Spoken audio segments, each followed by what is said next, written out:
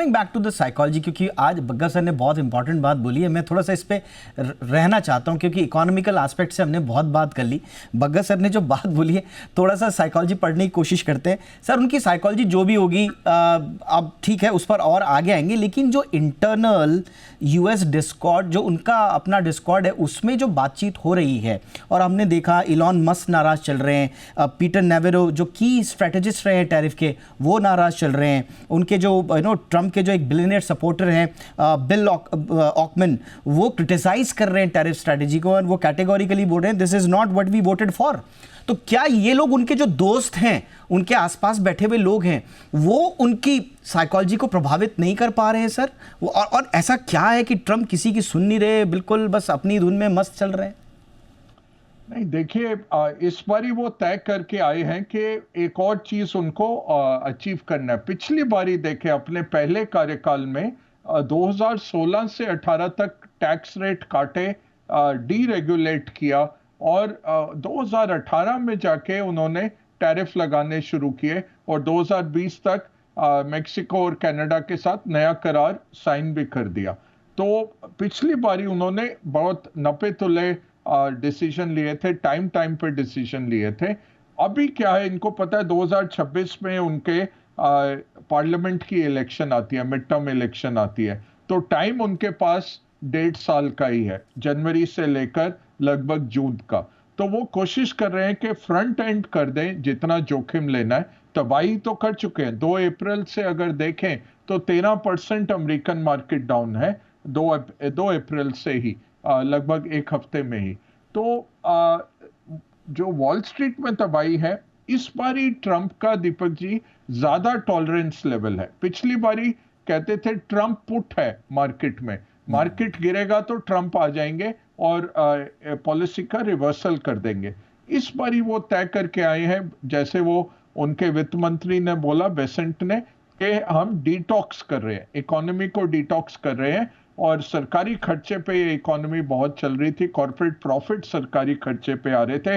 अब हम de addiction, detox कर रहे हैं, इसमें दर्द तो होगा ही। और आज जब ये ऐसे चीन ने 84% लगा दिया, तो आज उन्होंने कहा है बी कूल, और ये अच्छा टाइम है खरीदने का। तो मार्केट टाइमिंग भी दे रहे हैं, अमेरिकन को कह रहे हैं भाई खरीदो आके। तो इस बारी ट्रंप थोड़ा सोच के आए हैं कि इकोनॉमिक पेन और स्टॉक मार्केट का पेन हम सह लेंगे और जल्दी में नहीं बदलेंगे।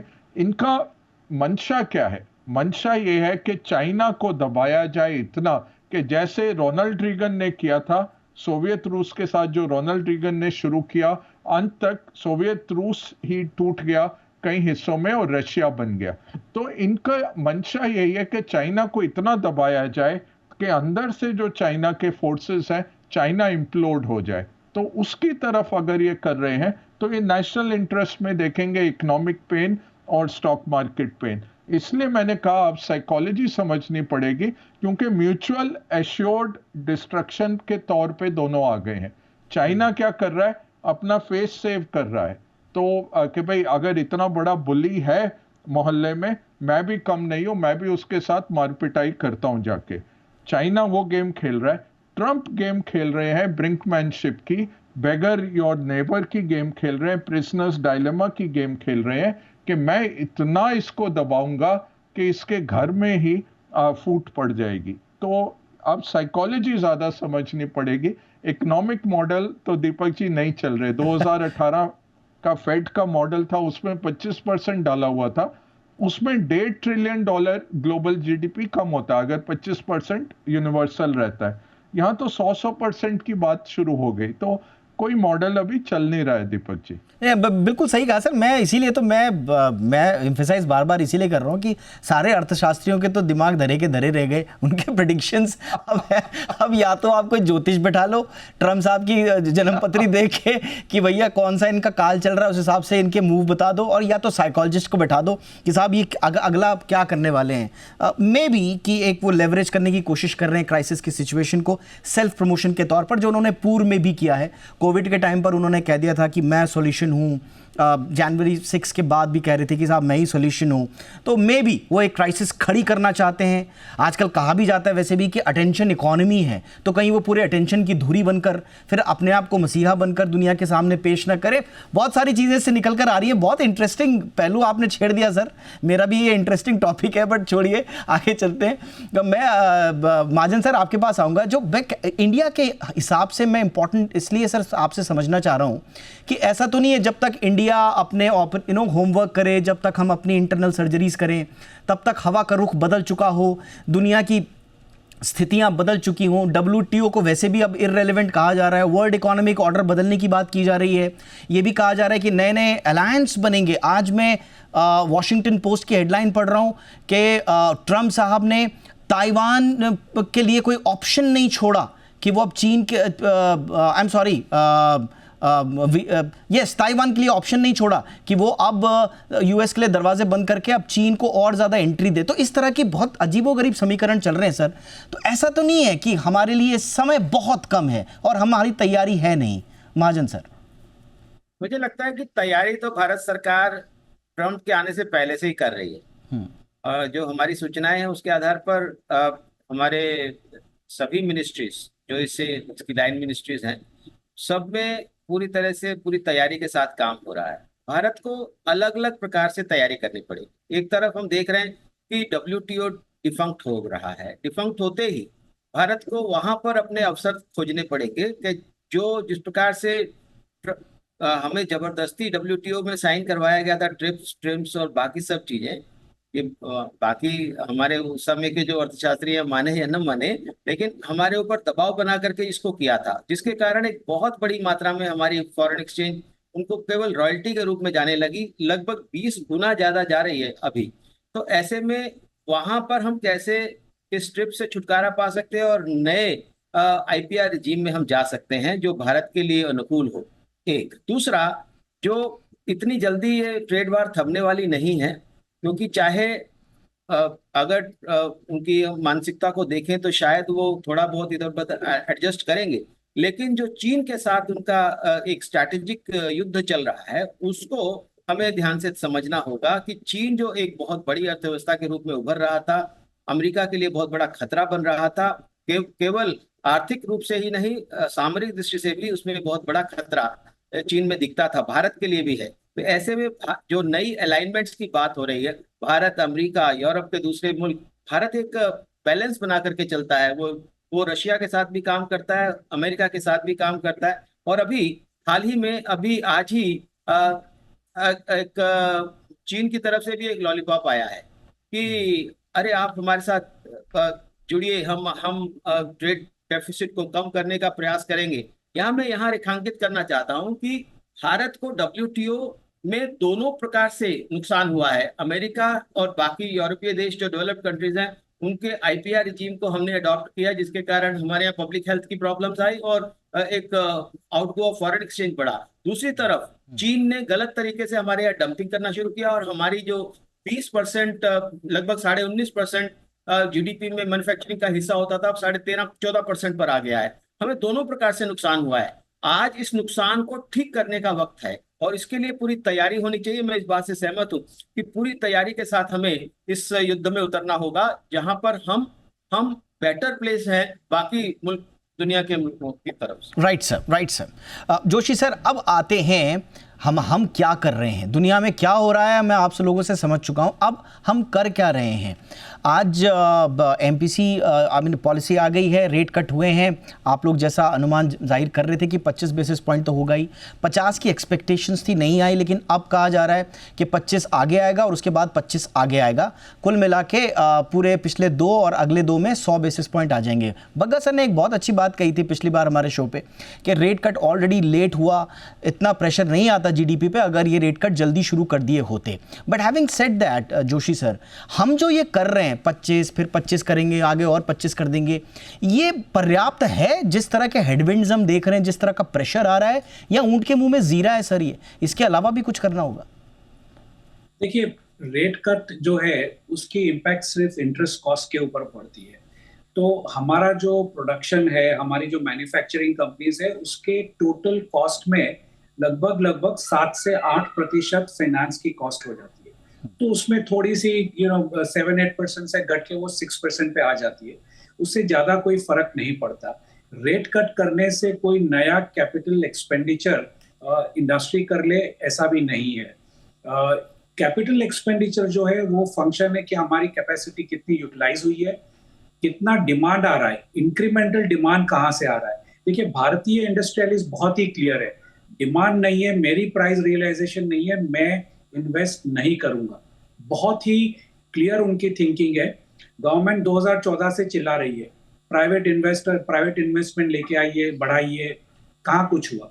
जितने सेक्टर में प्राइवेट इन्वेस्टमेंट बढ़ा है, या तो वो जहाँ पे गवर्नमेंट खुद खर्चा कर रही है, रेलवे है, डिफेंस है, रोड सेक्टर है, वहां पर हमको दिख रहा है कि प्राइवेट कैपेक्स हुआ है। लीड किसने की? गवर्नमेंट ने की। प्राइवेट सेक्टर सिर्फ फॉलो करता है। दूसरी तरफ से अगर हम देखें कि रेट कट करने से डिमांड कहां पर आ सकता है, तो जो इंडिविजुअल जो बोरो कर रहे हैं, इंडिविजुअल्स जो बोरोवर्स है, चाहे वो घर का खरीदना हो, चाहे किसी और बिजनेस में लगाना हो, छोटे मोटे जो है, वो इंडिविजुअल डिमांड बढ़ सकता है, जिसका बेसिकली फायदा होगा रियल एस्टेट को। बाकी अगर हम देखें कि पूरी ओवरऑल इकोनॉमी को रेट कट से कुछ फायदा होगा, मार्जिनल, इतना बड़ा कोई फायदा नहीं होने वाला कि हम कॉम्पिटिटिव बन जाएंगे। इसके लिए गवर्नमेंट को काफी और सोचना है। जैसे कि पीएलआई स्कीम में जो जो सेक्टर्स इंपैक्ट हुए हैं, क्या हम वहां पीएलआई दे सकते हैं। दूसरी चीज, इंडिया की सबसे बड़ी कमजोरी क्या है? जब चाइना +1 की बात चली थी, इंडिया में कौन आया? जी, सारा का सारा एडवांटेज बाकी के बगल के सारे मुल्क लेके गए, एक्सेप्ट फॉर इलेक्ट्रॉनिक्स, जहां एप्पल हमारे यहाँ आ गया। तो वहां पर क्या हो रहा है कि हमारे पास जितने स्टेट गवर्नमेंट्स है, हर एक की एक नई नई स्कीम होती है, हर एक के एडवांटेजेस, डिसएडवांटेजेस, ये वो। तो जो फॉरेनर है वो एक कंट्री के साथ डील नहीं कर रहा, वो 26-27 स्टेट्स के साथ 26-27 स्कीम्स को इवेल्युएट कर रहा है। वियतनाम जाता है सिर्फ एक स्कीम। तो उसकी वजह से क्या है कि थोड़ा कंफ्यूजन है इंडिया में आने में। तो इसको कैसे स्ट्रीमलाइन किया जाए? तो जैसे मैंने बताया, पीएलआई स्कीम है फॉरेनर्स के लिए, एक सिंगल विंडो कि भाई आप ये स्टेट में जाएंगे तो आपको मान लीजिए कि ऑटोमोबाइल्स के लिए अच्छा है, ये स्टेट फार्मास्यूटिकल्स के लिए अच्छा है, ये स्टेट केमिकल्स के लिए अच्छा है, तो वैसे सारा होगा। तीसरी चीज जो बहुत ही इंपॉर्टेंट है, वो मेरे ख्याल से ईयू, यूरोपियन यूनियन कैपेक्स बढ़ाएगा, बहुत ही जबरदस्त तरीके से बढ़ाएगा डिफेंस सेक्टर में।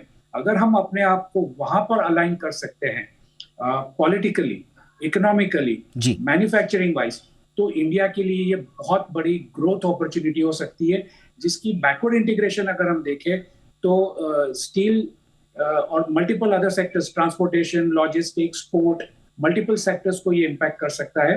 तो हमें सिर्फ रेट कट के ऊपर ऐसी कोई इम्पैक्ट नहीं आने वाली। रेट कट से थोड़ा स्टेबिलाइज हो सकता है। बाकी जीडीपी तो डाउनवर्ड ही, थोड़ा जो 6.5% है, थोड़ा बुलिश है, वहां से नीचे आना ही जरूरी है। Right sir, all right sir. अब मैं कैटेगोरिकली बहुत ही संक्षेप में आखिरी पड़ाव पर हूँ, आप तीनों से बहुत क्विक सवाल पूछूंगा।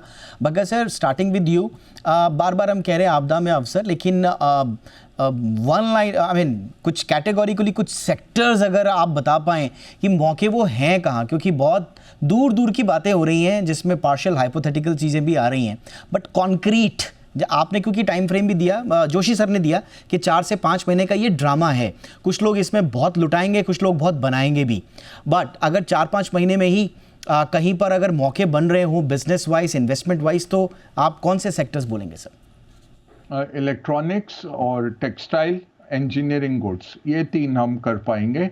मरीन सी फूड में मार्जिन नहीं है, और फार्मा में लगने वाला है फिर से टैरिफ, वो पता नहीं कितना लगेगा, बट ये 3 में कैपेसिटी भी है और 25% पे भी हम कर सकते हैं काम। तो इलेक्ट्रॉनिक्स, इंजीनियरिंग गुड्स और टेक्सटाइल्स। भगत सर, एक्सपोर्ट्स में उतरने के बहुत लोग मन बना चुके हैं, आजकल बातचीतें हो रही हैं, लोगों की मीटिंग शुरू हो चुकी हैं। उतरना चाहिए इस समय या वेट करना चाहिए? मैं अगर बिजनेसमैन हूँ, पता ही नहीं इकोनॉमिक पॉलिसी का, क्यों मैं पैसा लगाऊंगा? तो ये तो बहुत जोखिम का काम है। जिसका बिजनेस है वो ट्रिपल शिफ्ट में भी काम करिए, 5 महीने का फायदा उठाइए। तो नया तो मत लगाइए, हाँ, नया तो बहुत मुश्किल है। राइट, जो एस्टैब्लिश्ड है वही अपना इम्प्रोवाइज करें इधर उधर। और महाजन सर, इम्प्रोवाइजेशन अगर करना हो, जिनको एग्जिस्टिंग बिजनेसमैन है, खासतौर से एक्सपोर्ट ओरिएंटेड बिजनेस हैं, उनको कैसा इम्प्रोवाइजेशन देंगे, खासतौर से अमेरिकी सेंट्रिक अगर एक्सपोर्ट है तो? देखिए, भारत ही एक ऐसा देश है जिसने 5 साल पहले से अपनी मैन्युफैक्चरिंग कैपेसिटी को मॉक अप करना शुरू कर दिया था। ये आत्मनिर्भर भारत के तहत पीएलआई स्कीम की बात आई, बाकी सब प्रयासों से हमारे जो प्रोग्रेस का डाटा बता रहा है कि कई अलग अलग जो 14 सेक्टर्स हमने चुने थे, उसमें किसी में 8 गुना, किसी में 10 गुना, किसी में 50 गुना तक इन्वेस्टमेंट्स अनाउंस हुई हैं। तो इसलिए ये सोचना कि हमारे पास कैपेसिटी नहीं है, हमारे पास एपीआई की कैपेसिटी है। आज सर वो sir, I am sorry to say sir, मतलब आप बोलेंगे कि कैसी बात, वो अनाउंसमेंट सर, एमओयू इकोनॉमी तो अपनी सर बहुत बड़ी है। एमओयू नहीं है जी, एमओयू नहीं है। मैं आपको बता रहा हूँ, एपीआई जो जिसमें हम पूरे तरह से चीन पर निर्भर हो गए थे, आज हम भारत में बनाने लग गए हैं। जिस प्रकार से मोबाइल में हम चीन पर निर्भर थे, आज हम $15 बिलियन के मोबाइल फोन्स एक्सपोर्ट कर रहे हैं। जिन कंपनियों ने पीएलआई में अप्लाई नहीं किया था, जबरदस्ती उनको अप्लाई करवा करके उनको आज हम लैपटॉप बनाने की स्थिति में आए हैं। आज हम जो अभी बात आई कि हम डिफेंस इक्विपमेंट्स में बहुत आगे बढ़ चुके हैं। तो यानी कुल मिलाकर के सभी सेक्टर्स में हमारी तैयारी है और बढ़ाई जा सकती है। इसलिए इस और आज के इस युग में जहां पर टैरिफ वार में हमारे सामने बाजार दिखाई दे रहा हो, तो उसमें हमें कोई ऐसी दो राय नहीं है। और खास तौर पर इसलिए कि अब चाहे वो अमेरिका हो, चाहे वो यूरोप हो, वो चीन से अलग होकर के कुछ ना कुछ भारत के साथ अपने संबंध बढ़ाना चाहते हैं। तो इसलिए एक अच्छा अवसर है। तो इसलिए अनाउंसमेंट्स नहीं है ये, आप इस बात के मुगालते में ना रहिए, अनाउंसमेंट्स है। राइट सर, बिल्कुल सर, हम तो यही उम्मीद करेंगे कि हो, लेकिन जो पास्ट के जो एक्सपीरियंसेस हैं वो हमें इतना ज़्यादा आश्वस्त करते नहीं। बट बहरहाल हमारी टक्कर और अपॉर्चुनिटीज़ हम कहाँ तलाश रहे हैं? 30 ट्रिलियन में तलाश रहे हैं, 18 ट्रिलियन में तलाश रहे हैं, हम बैठे हैं 2.5-3 पे। जोशी सर, मौका तो है, इसमें कोई शक नहीं है, लेकिन जो रफ्तार है हमारी, ये मौका भुना पाएंगे सर, या फिर दूर से ही बस वो आग तापने वाली बात की बहुत दूर बीरबल की खिचड़ी बन रही है, नीचे आग जली पड़ी है और वेट हो रहा है कि कब बनेगी बीरबल की खिचड़ी? नहीं, थोड़ी बहुत तो बीरबल की खिचड़ी पक जाएगी, ज्यादा नहीं पकेगी। मेरे ख्याल से देखिए, एक सबसे बड़ा इरिवर्सिबल डैमेज जो ट्रंप साहब ने किया है वो ये है कि नाटो को ईयू से अलग करना। साइकोलॉजिकली ईयू अब अपने डिफेंस के लिए कभी भी यूएस के ऊपर भरोसा नहीं करेगा। तो जो ग्लोबल कैपेक्स साइकिल मेरे ख्याल से सबसे ज्यादा डिफेंस सेक्टर से और वो भी ईयू से चालू होगी। अगर हम उसके ऊपर फोकस करते हैं, इंडिया के पास कैपेसिटी है, कैपेबिलिटी है, सारे कुछ संसाधन जो भी जरूरी है डिफेंस के लिए हम प्रोवाइड कर सकते हैं। अगर हमने अलाइन कर लिया तो ये 5-10 इतनी बड़ी हो सकती है अपॉर्चुनिटी की जिसकी कोई मायने नहीं। दूसरा जो सेक्टर है जहां पर हम बहुत अच्छा कर सकते हैं वो है टेक्सटाइल। खूब कैपेसिटी है, खूब कैपेबिलिटी है। टेक्निकल टेक्सटाइल में थोड़ा रिसर्च करेंगे तो 3-4-5-6 महीने में हम उस पर भी आगे बढ़ सकते हैं। ये 2 सेक्टर काफी बुलिश मेरे ख्याल से दिख रहे हैं, जिसमें इरिवर्सिबल जो अगर मैं कहूँ तो वो डिफेंस सेक्टर रहेगा और ग्लोबल कैपेक्स साइकिल होगी, वो चालू होगी ईयू की तरफ से, और वो भी डिफेंस सेक्टर से लेके। Absolutely sir. तो टैरिफ पर टैरिफ, जैसे तारीख पर तारीख बोलते हैं ना, वैसी टैरिफ पर टैरिफ चल रहा है और उसी के बीच में तकलीफ भी चल रही हैं, तकलीफ पर तकलीफ, लेकिन वो हमारे लिए तकलीफ रिलीफ में भी बदल सकती है अगर हमारे पास बिलीफ हो। मैं चाहता हूँ, खुद चाहता हूँ, हमारे एक पैनलिस्ट ये चाहता है, एक भारतवासी ये चाहता है कि हमारे लिए अपॉर्चुनिटीज़ बने, लेकिन हमें वस्तुस्थिति को भी देखना होगा और अनुभव लेना होगा इससे। अगर हमने अपॉर्चुनिटीज़ को भुना लिया तो समझ लीजिए ये भारत के लिए बहुत बड़ा टर्निंग पॉइंट है। तो हम उम्मीद करते हैं कि भारत इस आपदा को जो दुनिया में आई है उसको अवसर में बिल्कुल अच्छे तरीके से भुना ले, सही दिशा में चला जाए, बस इसी की उम्मीद करते हैं। बाकी एनालिसिस जारी रहेगा। बहुत अच्छा लगा, कुछ नया आप लोगों से सीखने को आज मिला। बहुत बहुत धन्यवाद बग्गा सर वक्त निकालने के लिए। आपके साइकोलॉजिकल एनालिसिस वाले को मैं थोड़ा और शो के बाद भी थोड़ा सा होमवर्क करूंगा इस पे sir. Thank you so much for your time sir. Mahajan sir, बहुत अच्छे इंसाइट्स आपने दिए sir, thank you so much. Joshi sir, आप तो अद्भुत हैं अपने इंसाइट्स के लिए, thank you so much sir वक्त निकालने के लिए। बहुत बहुत धन्यवाद आप तीनों का। एक छोटे से ब्रेक के लिए रुकते हैं। ये थी हमारी कवर स्टोरी।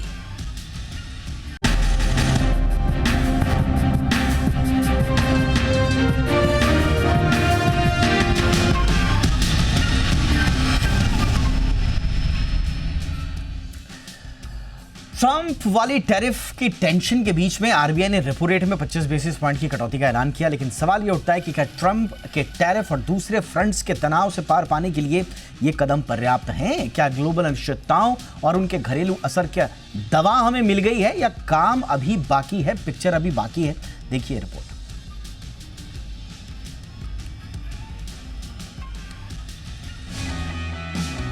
दुनिया के सबसे ताकतवर मुल्क अमेरिका के राष्ट्रपति डोनाल्ड ट्रंप ने ट्रेड टैरिफ का ऐसा तूफान खड़ा किया है जिसने ग्लोबल इकोनॉमी की नींव को हिलाकर रख दिया है।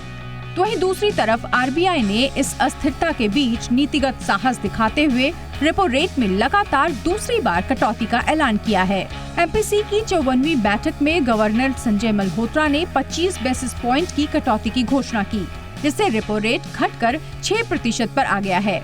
ये फैसला सर्वसम्मति से लिया गया है, जिससे साफ है कि मौजूदा आर्थिक हालात को लेकर नीति निर्धारकों में एक राय है। एमएसएफ रेट अब 6.25% और एसडीएफ रेट 5.75% कर दिया गया है। साथ ही पॉलिसी टास्क को न्यूट्रल से बदलकर अकोमोडेटिव कर दिया गया है, जो इस बात का संकेत है कि आगे और रेट कट की गुंजाइश बन सकती है। Moreover, it also decided to change the stance from neutral to accommodative. It also noted that the rapidly evolving situation requires continuous monitoring and assessment of the economic outlook. RBI के इस कदम से उन कर्जदारों को राहत मिलेगी जिन्होंने लोन ले रखा है, लेकिन आरबीआई का मकसद सिर्फ इतना नहीं है। असल में ये फैसला उस बड़े ग्लोबल तूफान का जवाब है जो ट्रंप टैरिफ के जरिए हर देश की इकोनॉमी को चुनौती दे रहा है। ये टैरिफ भारत की मर्चेंडाइज एक्सपोर्ट ग्रोथ को सीधे प्रभावित कर सकते हैं। आरबीआई गवर्नर ने भी इस चिंता को खुलकर स्वीकार किया और कहा कि हाई टैरिफ से नेट एक्सपोर्ट गतिविधियों पर नेगेटिव असर पड़ेगा। इस फैसले का असर सिर्फ एक्सपोर्ट तक सीमित नहीं है। ट्रंप की ये पॉलिसी इन्फ्लेशन बढ़ा सकती है, लागतें बढ़ेंगी और डिमांड पर भी दबाव बन सकता है। इकोनॉमिस्ट ने तो यहाँ तक चेतावनी दी है कि ये कदम वैश्विक मंदी की आहट का कारण बन सकता है। ऐसे में आरबीआई का ये कदम सिर्फ एक दर में बदलाव नहीं बल्कि एक स्ट्रेटेजिक रेस्पॉन्स है। आरबीआई ने अनुमान जताया है कि भारत की जीडीपी ग्रोथ FY26 में 6.5% रहेगी। पहली और दूसरी तिमाही में 6.5, तीसरी में 6.6 और चौथी तिमाही में 6.3 की ग्रोथ का अनुमान है। वहीं सीपीआई इन्फ्लेशन को 4% के दायरे में रहने की संभावना जताई गई है। गवर्नर ने माना कि कच्चे तेल की अंतर्राष्ट्रीय कीमतों में आई गिरावट देश के लिए राहत है और इससे इन्फ्लेशन को कंट्रोल करने में मदद मिलेगी। साथ ही इन्वेस्टमेंट एक्टिविटीज में सुधार और मैन्युफैक्चरिंग सेक्टर में मजबूती के संकेत उत्साहजनक हैं। लेकिन आरबीआई ने मौजूदा वित्त वर्ष के लिए रियल जीडीपी प्रोजेक्शन में 20 बेसिस पॉइंट्स की कटौती कर ये संकेत भी दिया कि ग्रोथ के मोर्चे पर चिंताएं बरकरार रहेंगी। आरबीआई के मुताबिक FY25 के लिए रियल जीडीपी ग्रोथ एस्टिमेट 6.7% से घटाकर 6.5% कर दिया गया है। आरबीआई का ये फैसला निश्चित तौर पर एक पॉलिसी रिलीफ है, लेकिन क्या ये ट्रंप की टैरिफ पॉलिसी के असर को कम करने के लिए काफी होगा? जवाब पूरी तरह से सकारात्मक नहीं है। जब ग्लोबल इकोनॉमी में अनिश्चितता हो, इन्फ्लेशन का खतरा बढ़ रहा हो और एक्सपोर्ट सेक्टर दबाव में हो, तब अकेली मॉनेटरी पॉलिसी बहुत लंबा रास्ता तय नहीं कर सकती। इसके लिए fiscal policy support, global trade dialogue और डोमेस्टिक कंजम्पशन को मजबूती देने जैसे कदम भी जरूरी हैं। Bureau report, Zee media.